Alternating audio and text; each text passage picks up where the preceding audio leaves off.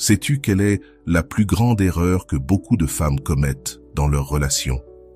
Ce n'est pas le manque de communication, ce n'est pas l'incompatibilité, et ce n'est même pas la routine.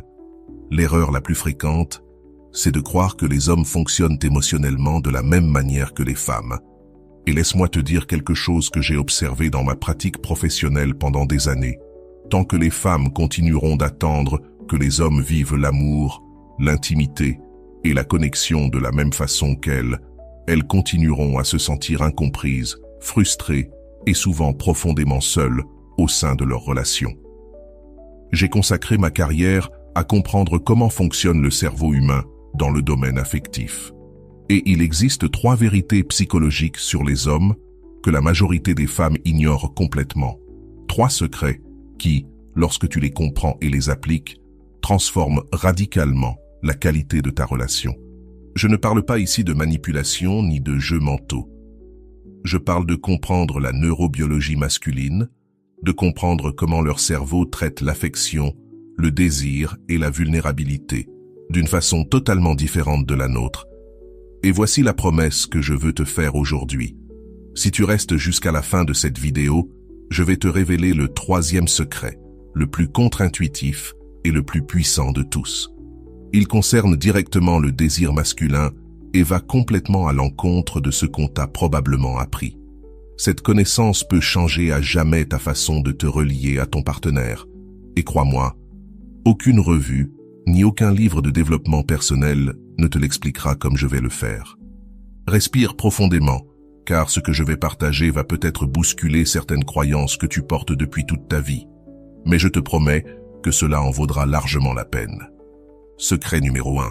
Les hommes ne se connectent pas émotionnellement comme les femmes. Les hommes ne ressentent pas la connexion émotionnelle de la même manière que nous. Nous, les femmes, nous avons besoin de mots, de conversations profondes, d'échanges verbaux qui nous font sentir vus, entendus et comprises. Le cerveau masculin, lui, fonctionne autrement. Leur connexion émotionnelle s'active à travers l'action partagée, beaucoup plus qu'à travers la parole. Si ces mots résonnent en toi, abonne-toi à la chaîne, mets un j'aime à cette vidéo et dis-moi dans les commentaires depuis quel pays tu te connectes. J'adorerais découvrir jusqu'où s'étend cette communauté de chercheurs de sérénité et de courage. Il existe une explication neurobiologique fascinante. Le cerveau masculin possède moins de connexions entre ces 2 hémisphères. Cela signifie que lorsque l'homme réalise une activité, son cerveau se focalise intensément sur cette tâche, et c'est précisément dans cet état de faire ensemble qu'il se sent le plus connecté à toi. Je vais te donner un exemple réel de ma consultation. Une patiente, appelons-la Anna, était désespérée car elle avait l'impression que son partenaire refusait de s'ouvrir émotionnellement. Elle avait essayé toutes les conversations possibles, toutes les questions, toutes les invitations à partager. Plus elle insistait, plus il se fermait. Elle avait l'impression qu'un mur émotionnel grandissait entre eux. Je lui ai alors donné une tâche simple. Arrête d'essayer de le faire parler. Commence à faire des choses avec lui. Cuisiner ensemble, marcher dans la nature, réparer quelque chose, faites du sport, jouez aux jeux vidéo si c'est ce qu'il aime. Mais faites quelque chose ensemble, sans pression émotionnelle. 3 semaines plus tard, Anna est revenue en larmes, mais cette fois, des larmes de soulagement. Elle m'a raconté que, lors d'une randonnée en montagne, alors que le soleil se couchait, son partenaire avait commencé à se confier sans qu'elle ne force rien. Parce que dans cet état d'activité partagée, son cerveau masculin avait baissé ses défenses. Il lui a parlé de ses peurs, de son travail, de ce qu'elle représentait pour lui. C'était l'une de leurs conversations les plus intimes depuis des années. Cela ne signifie pas que les hommes n'ont pas besoin de parler ou qu'ils sont émotionnellement superficiels. Cela signifie que leur cerveau accède aux émotions par une autre route. Nous parlons pour ressentir. Eux agissent pour ressentir. Comment un homme exprime réellement l'amour? Et voici une vérité que beaucoup de femmes ne voient pas. Lorsqu'un homme agit pour toi, lorsqu'il répare quelque chose, lorsqu'il organise une sortie, lorsqu'il règle un problème dans ta vie, il n'est pas en train d'éviter la connexion émotionnelle. Il est en train de l'exprimer. C'est sa manière de dire « Je t'aime, tu comptes pour moi, je veux te protéger ». Le problème, c'est que beaucoup de femmes interprètent ces actions comme quelque chose de séparé de l'amour, alors que pour un homme, c'est l'expression la plus authentique de son amour. Quand il passe une après-midi entière à réparer ta voiture, il ne le fait pas juste parce qu'il le faut, il le fait parce qu'il veut t'assurer sécurité et bien-être. Mais si tu n'interprètes pas cela comme une preuve d'amour, lui se sent invisible. Et cette déconnexion grandit avec le temps. Quand un homme est en mode action, sa testostérone augmente, ce qui active ses circuits internes du bien-être. Il se sent compétent, utile, valorisé. Et lorsque tu reconnais ce qu'il fait pour toi, tu nourris son besoin le plus profond, se sentir valorisé. Ce que tu peux faire dès aujourd'hui. 1. Cherche la connexion dans l'action. Cuisinez ensemble, marchez, faites un projet commun. L'important, c'est d'être en mouvement, ensemble. 2. Apprends à lire les actions comme un langage d'amour. Dis-lui, « J'ai vu ce que tu as fait, ça compte pour moi. Je me sens aimé quand tu fais ça. » Pour un homme, ces mots sont de l'or. 3. Quand tu dois parler de quelque chose d'important, fais-le en mouvement. En marchant, en conduisant, en cuisinant. Le mouvement facilite l'ouverture émotionnelle masculine. Secret numéro 2, la psychologie du plaisir masculin. On entend partout que les hommes séparent le sexe de l'amour, que pour eux, le physique est mécanique, sans émotion. C'est complètement faux. Le plaisir masculin est profondément lié à 2 besoins psychologiques essentiels. Se sentir compétent, se sentir désiré. Quand un homme se sent capable de te donner du plaisir, de te connecter à lui physiquement, de te faire sentir bien, son cerveau libère de la dopamine, la récompense, et de l'ocytocine, le lien émotionnel. Cette combinaison est l'une des expériences les plus gratifiantes pour le cerveau humain. Mais beaucoup de femmes détruisent inconsciemment ce mécanisme, par exemple en feignant le plaisir. Cela semble paradoxal, mais lorsqu'une femme simule, elle prive son partenaire des informations dont il a besoin pour réellement se connecter à elle. Elle coupe la boucle de rétroaction qui lui permettrait d'apprendre, d'ajuster, de se sentir compétent. Assez souvent, les femmes ignorent à quel point ce qu'elles expriment ou n'expriment pas dans l'intimité a un impact réel sur un homme. Quand un homme reçoit un retour authentique, quand il voit que tu es vraiment présente, que tu profites du moment, que ton plaisir est réel, quelque chose d'extraordinaire se produit dans son cerveau. Les circuits de récompense s'activent d'une manière si intense qu'ils créent une association profonde entre ton bien-être et sa propre valeur personnelle. J'ai eu des patientes qui m'ont avoué avoir simulé pendant des années, croyant protéger l'ego de leur partenaire. Mais le résultat est l'opposé. Avec le temps, l'homme sent qu'il y a quelque chose qui cloche. Il ne sait peut-être pas quoi exactement, mais son cerveau détecte les incohérences. Cela crée de l'anxiété, de l'insécurité, et finit par provoquer une distance émotionnelle qui affecte tous les aspects de la relation.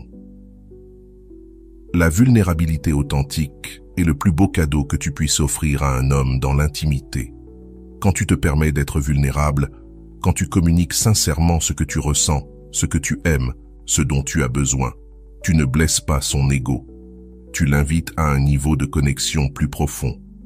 Tu lui donnes l'opportunité de réellement te connaître, d'apprendre ton langage unique du plaisir, de devenir quelqu'un qui connecte avec toi profondément et intimement. Maintenant, parlons de la deuxième partie de ce secret, se sentir désiré. Les hommes ont un besoin profond de se sentir désirés, pas seulement acceptés ou tolérés. Et ce besoin va bien au-delà du physique. Quand un homme sent que sa partenaire le désire, qu'elle le cherche, qu'elle l'a choisi activement, le système de récompense le plus puissant de son cerveau s'active. La testostérone, la principale hormone du cerveau masculin, est intimement liée au besoin de se sentir valorisé et désiré. Quand ce besoin n'est pas nourri, les niveaux de testostérone peuvent chuter. Cela affecte non seulement le désir sexuel, mais aussi l'énergie vitale, la motivation et même l'humeur. C'est un cercle vicieux qui peut devenir dangereux si on ne le comprend pas. J'ai vu des couples où la femme se plaint que son partenaire est devenu apathique, sans initiative, moins présent. Et en creusant, on découvre qu'il ne se sent ni désiré, ni choisi, ni même remarqué. Il a l'impression que sa présence est neutre, qu'elle change peu de choses. Et pour un homme, cela est émotionnellement dévastateur. Que peux-tu faire avec tout cela? D'abord, apprends à communiquer ton plaisir de manière authentique. Cela ne veut pas dire parler sans arrêt, mais te permettre d'être présente, d'exprimer sincèrement quand quelque chose te plaît. Le corps parle un langage que l'inconscient de ton partenaire perçoit immédiatement. Ensuite, parle d'intimité en dehors de la chambre. L'une des choses les plus puissantes que tu puisses faire est d'avoir des conversations, dans un moment calme, sur ce que tu aimes, sur ce que tu aimerais explorer, sur tes désirs ou tes fantasmes. Cela enlève toute pression et permet d'explorer depuis un espace de confiance. Puis, élément crucial, communique ton désir activement. Ne laisse pas toujours l'initiative venir de lui. Va vers lui. Touche-le avec affection pendant la journée. Fais-lui comprendre qu'il t'attire, que tu penses à lui, que tu le veux. Cela n'a pas besoin d'être explicite. Un baiser un peu plus long le matin, un regard complice, un message dans la journée peuvent suffire. L'initiative féminine a un pouvoir immense sur le cerveau masculin. Quand une femme montre consciemment son désir, elle touche l'un des besoins les plus profonds de l'homme, se sentir choisi. Et cela crée un lien émotionnel qui dépasse largement le physique. Le plaisir masculin n'est jamais séparé de l'émotionnel. Au contraire, quand un homme se sent compétent pour te donner du plaisir et se sent vraiment désiré par toi, cela crée un lien émotionnel extrêmement fort. Et maintenant, découvrons le troisième secret, certainement le plus mal compris de tous. Les hommes ont besoin de se sentir utiles pour se sentir aimés. Ce point va à l'encontre de tout ce que la société moderne répète. Aujourd'hui, on dit aux femmes qu'elles doivent tout faire seules, ne dépendre de personne, que demander de l'aide est un signe de faiblesse. Il y a de la vérité dans l'autonomie personnelle, oui. Mais poussée à l'extrême, cette indépendance ferme un pilier fondamental de la connexion masculine. La neurobiologie nous révèle quelque chose de fascinant. Le cerveau masculin est câblé depuis des millénaires pour trouver du sens et du but à travers la protection et la provision. Ce n'est pas une construction sociale moderne. C'est un fait biologique profondément ancré.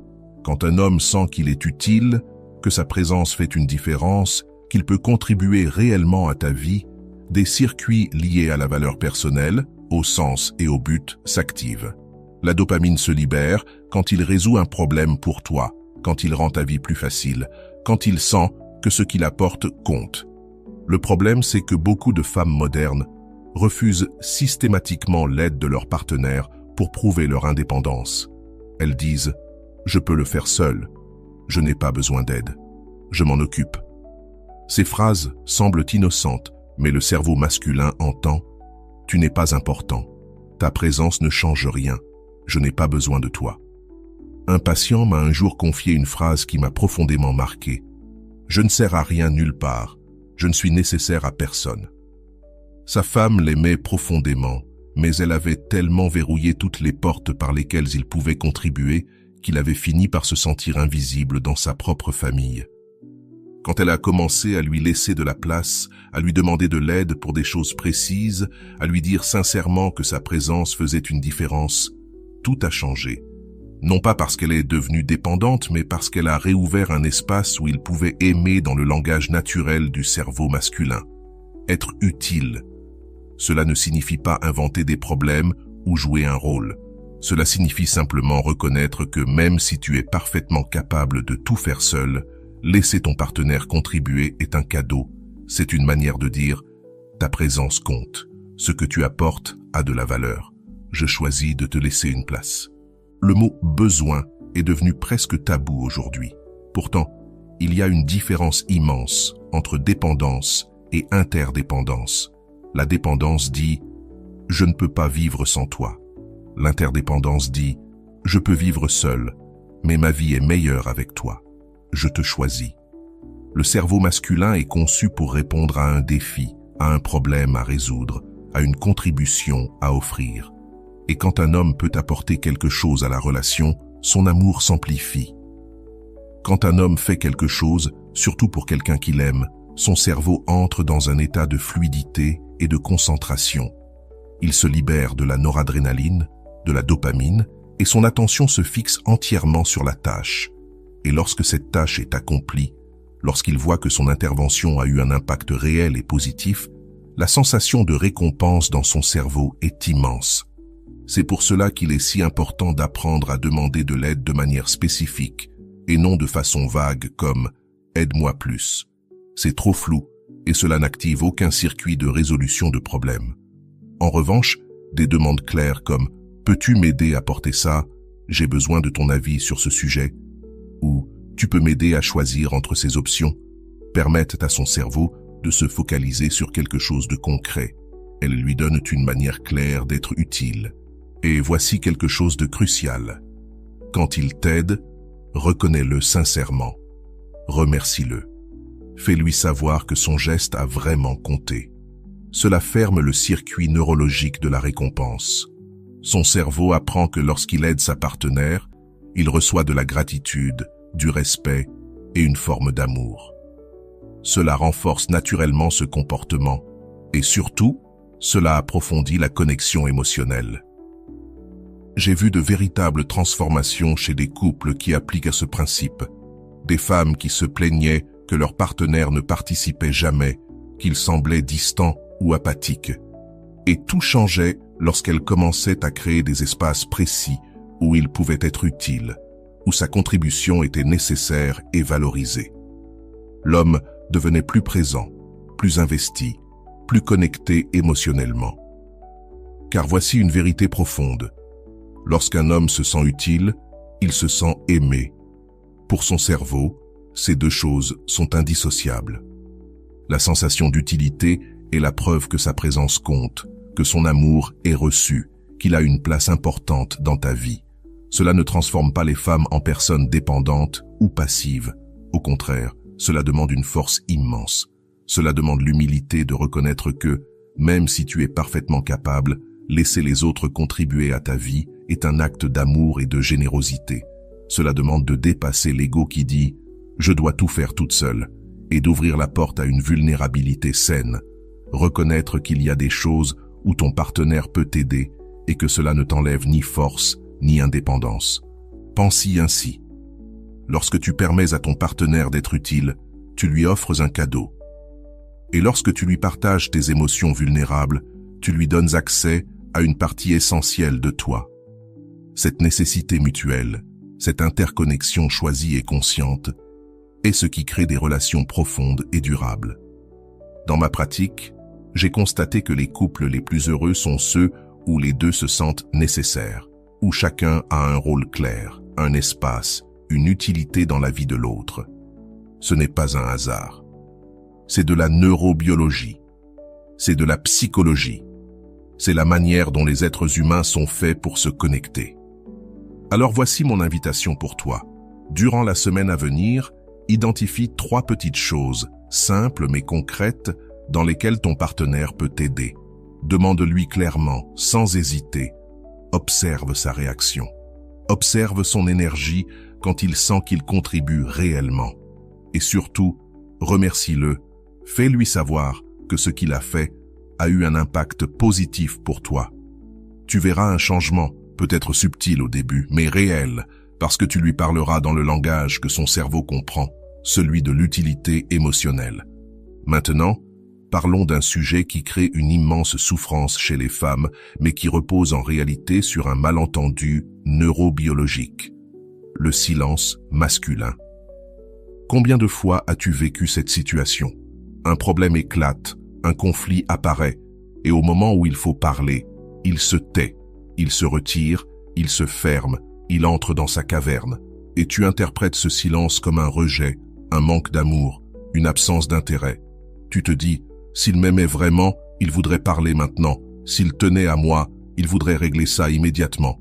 Mais laisse-moi t'expliquer ce qui se passe réellement dans son cerveau, parce que cela change absolument tout. Lorsque le cerveau masculin est confronté à un problème émotionnel complexe, il a besoin d'un temps de traitement interne. Ce n'est pas une stratégie consciente, ni une fuite. C'est de la neurobiologie. La zone du cerveau qui gère les émotions et la résolution de problèmes fonctionne différemment chez les hommes. Quand une femme vit une émotion, elle a besoin d'en parler pour la comprendre. La verbalisation fait partie du processus. En parlant, elle clarifie ce qu'elle ressent. Le cerveau féminin se connecte ainsi. Le cerveau masculin fonctionne à l'opposé. L'homme doit d'abord comprendre ce qu'il ressent, analyser, trier intérieurement, et seulement ensuite, il peut parler clairement. Si tu le pousses à parler avant qu'il n'ait fini ce processus interne, tu obtiens des réponses confuses, défensives ou un simple « je ne sais pas » et cela te frustre encore plus. J'ai entendu tellement de femmes me dire « quand on a un conflit, j'ai besoin de parler tout de suite ». Et lui, il se ferme, demande de l'espace. Elle interprète cela comme du désintérêt. Mais lorsque je demande à l'homme ce qui se passe réellement, la réponse est toujours la même. Je suis en train de traiter. J'essaie de comprendre ce que je ressens. J'ai besoin de clarté avant de pouvoir en parler. Voici la clé neurobiologique. Lors d'un conflit, les niveaux de cortisol de l'homme, l'hormone du stress, montent en flèche et un taux de cortisol élevé bloque sa capacité à accéder à ses émotions et à les verbaliser. Son système nerveux passe en mode combat ou fuite. Dans cet état, il est physiologiquement incapable d'avoir une discussion émotionnelle profonde. Si tu le poursuis avec des questions, si tu exiges qu'il parle maintenant, tu augmentes encore son cortisol. Et plus son cortisol monte, plus il se ferme. C'est un cercle vicieux que vivent énormément de couples. Je me souviens d'une femme qui souffrait terriblement parce que, à chaque conflit, son partenaire partait marcher 1 heure. Pendant cette heure, elle imaginait le pire, croyant qu'il l'abandonnait. Mais en réalité, pendant cette marche, son corps évacuait le cortisol. Le mouvement physique régulait son système nerveux. Et ce n'est qu'une fois régulé qu'il était capable de revenir pour avoir une vraie conversation. Alors que faire avec cette information? D'abord, apprends à distinguer le silence de traitement du silence d'évitement. Le silence de traitement est temporaire. Il peut dire « j'ai besoin de temps pour réfléchir » ou tu le verras simplement plongé dans ses pensées. Le silence d'évitement, lui, concerne quelqu'un qui fuit systématiquement les discussions importantes. Si c'est du silence de traitement, respecte-le, mais fixe ensemble un moment où vous reprendrez la discussion. D'accord, prends ton temps. On en reparle ce soir après le dîner. Ou on reprend la conversation demain matin. Cela te sécurise et cela lui donne l'espace dont il a besoin. Ensuite, lorsque vous parlerez enfin après ce temps de traitement, tu verras une différence énorme. Il sera plus calme, plus clair, plus connecté et présent. Lorsque tu comprends ce mécanisme, tout devient plus clair. Il sera plus lucide, plus présent, plus capable d'exprimer ce qu'il ressent, parce que son cerveau aura eu le temps de faire ce qu'il devait faire, se connecter à ses émotions, les analyser et retrouver de la clarté. Et surtout, tu dois reconnaître que ce processus n'a rien à voir avec la quantité d'amour qu'il a pour toi.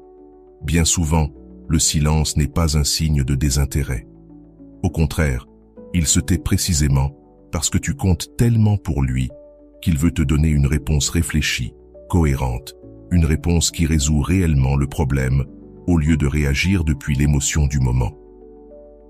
L'une des choses les plus libératrices pour ta paix intérieure, c'est d'arrêter d'interpréter le silence masculin comme un rejet. Le rejet, c'est autre chose. Le rejet, c'est quand quelqu'un ne se présente jamais, ne s'implique pas, ne montre aucun intérêt. Le silence de traitement, lui, est simplement le cerveau masculin en train de faire ce qu'il doit faire pour se reconnecter de manière authentique. Les hommes tombent amoureux par l'admiration. Ce point est fondamental. Et pourtant, c'est l'un des plus incompris dans les relations modernes. Je vais te dire quelque chose qui peut sembler controversé au premier abord, mais qui est profondément soutenu par la neuroscience et par l'expérience clinique. Les hommes s'attachent et s'ouvrent émotionnellement à travers l'admiration. Et avant que tu imagines qu'il faut les flatter constamment ou prétendre qu'ils sont parfaits, laisse-moi clarifier ce que cela signifie réellement, car il existe des nuances très importantes. Le cerveau masculin est profondément lié à un besoin psychologique essentiel, se sentir respecté et admiré par la personne qu'il aime. Ce n'est pas de l'ego superficiel, mais un élément central de la construction de son identité et de sa valeur personnelle.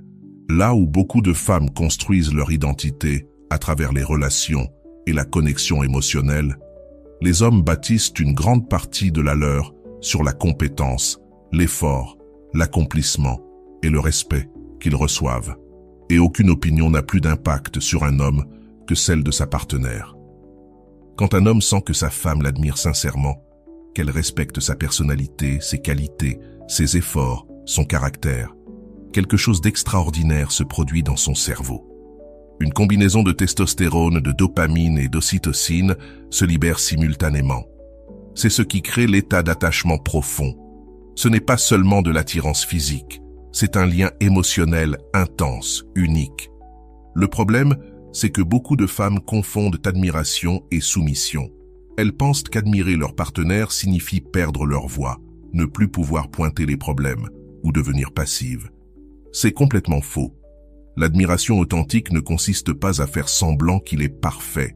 Il s'agit de reconnaître ses qualités réelles, ses forces, son caractère, ses efforts, et cela doit être exprimé, pas juste pensé en silence. Le cerveau masculin a besoin de preuves verbales d'admiration. Il a besoin d'entendre que ce qu'il fait et qui il est compte pour toi. Et voici quelque chose de crucial. Beaucoup d'hommes sont littéralement affamés d'admiration car ils n'en reçoivent nulle part ailleurs. Au travail, ce sont des exigences et des critiques. Dans la société, on lui rappelle tout ce qui ne va pas chez les hommes. À la maison, s'il ne reçoit que des reproches, des corrections et des remarques négatives, alors où peut-il trouver la validation dont son cerveau a besoin pour fonctionner de manière optimale? J'ai reçu des hommes qui, en apparence, avaient tout. Succès, stabilité, bonne santé. Et pourtant, ils se sentaient vides, démotivés, parfois déprimés. En approfondissant, on découvrait presque toujours la même chose.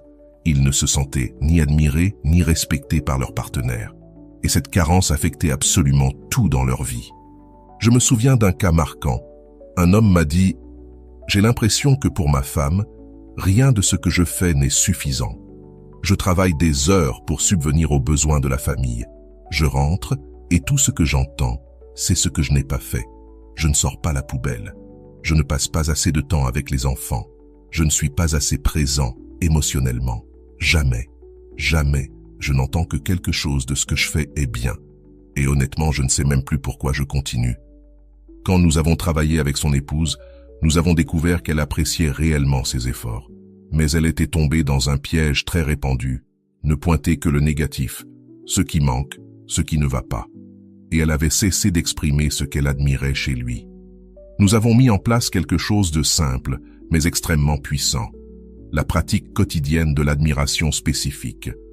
Pas des compliments vagues comme « tu es génial », mais des reconnaissances sincères et précises. J'admire ta manière de gérer la pression sans perdre ton calme. J'aime ta patience avec les enfants. Je valorise énormément le fait que tu t'assures toujours que la voiture soit en bon état pour que je sois en sécurité. En quelques semaines, cet homme était différent, plus présent, plus engagé, plus tendre émotionnellement.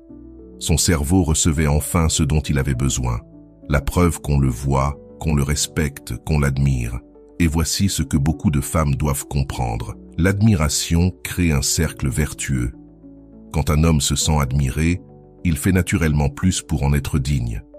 Quand il se sent respecté, il agit de manière plus respectable, pas par effort ou pour jouer un rôle, mais parce que la chimie de son cerveau change. Il devient la meilleure version de lui-même. Mais l'inverse est tout aussi vrai. La critique constante, le manque de reconnaissance, le focus permanent sur le négatif créent un cercle vicieux.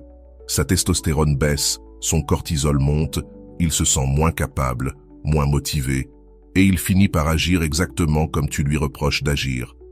C'est une prophétie qui s'auto-alimente. Et attention, admirer ton partenaire ne signifie pas éviter les conversations difficiles. Tu peux pointer les problèmes, demander des changements, parler de ce qui doit évoluer. Mais il existe une différence énorme entre aborder un sujet depuis la critique permanente et l'aborder depuis une base solide de respect et d'admiration. Quand un homme sent qu'il est profondément respecté, il ne se met pas sur la défensive. Il peut écouter, comprendre et agir parce qu'il ne sent pas que toute son identité est attaquée.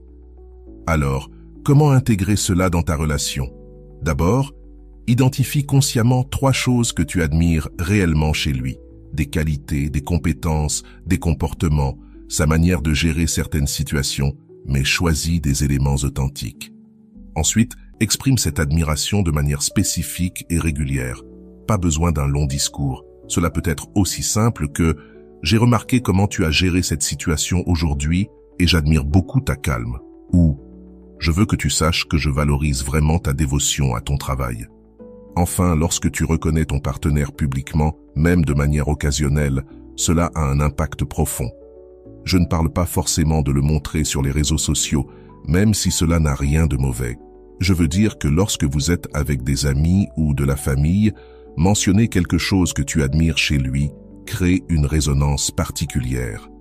La reconnaissance publique touche directement son besoin de respect social, un aspect essentiel du cerveau masculin. Et puis, lorsque tu as besoin d'aborder un sujet qui doit changer, commence toujours par établir ce que tu apprécies réellement. Par exemple, « J'admire profondément les efforts que tu fais pour subvenir aux besoins de notre famille.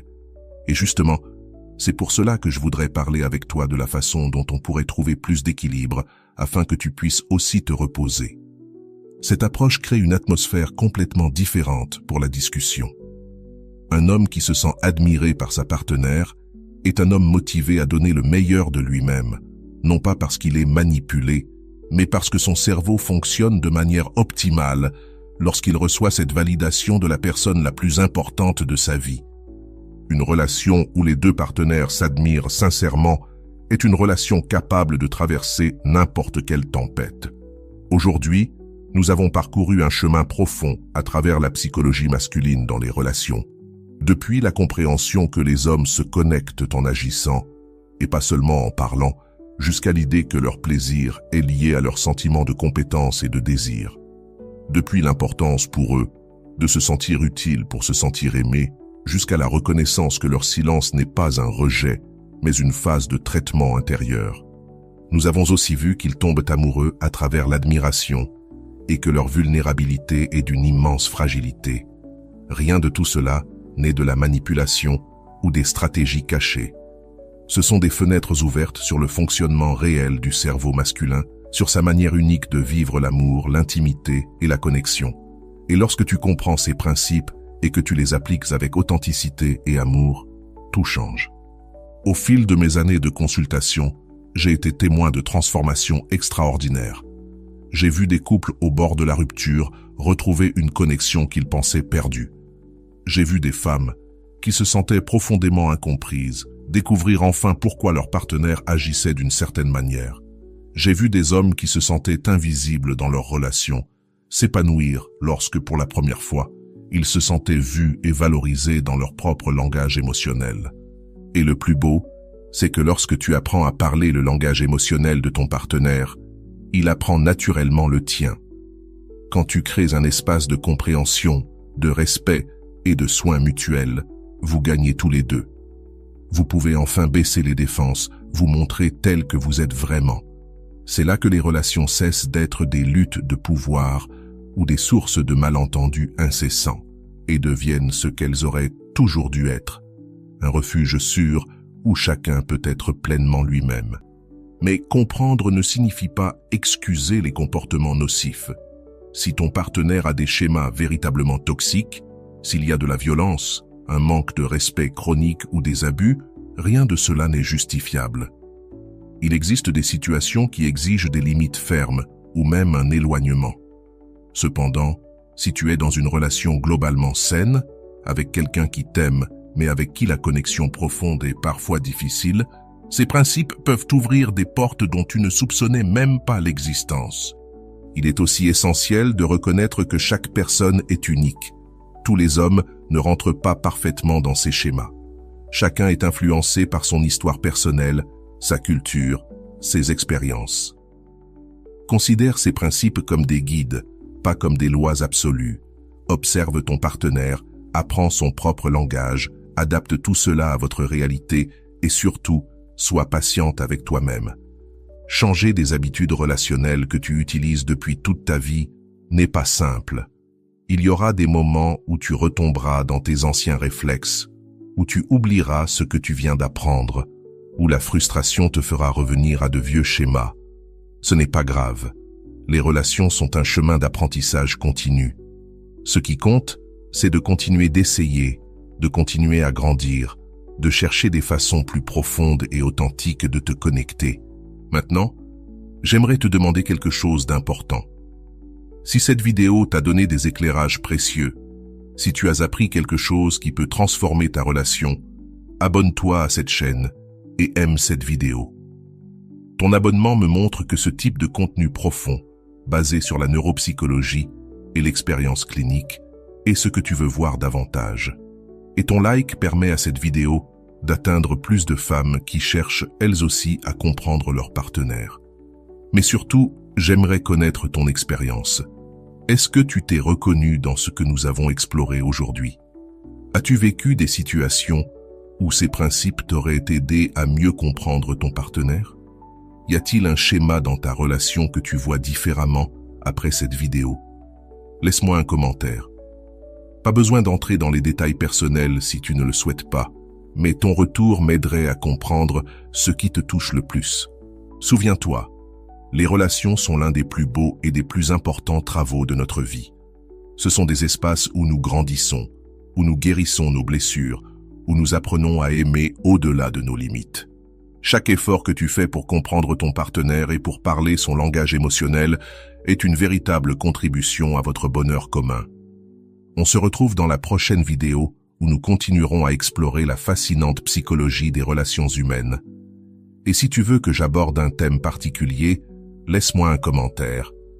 Cette chaîne existe pour t'aider à construire des relations plus saines, plus profondes et plus nourrissantes. Prends soin de toi, avance avec compassion envers toi-même. Et n'oublie jamais, comprendre n'est pas perdre ton pouvoir, c'est gagner en sagesse. Avec cette sagesse, tu peux construire un amour qui en vaut vraiment la peine. Une connexion qui nourrit, qui soutient et qui permet à chacun de s'épanouir pleinement. À très bientôt.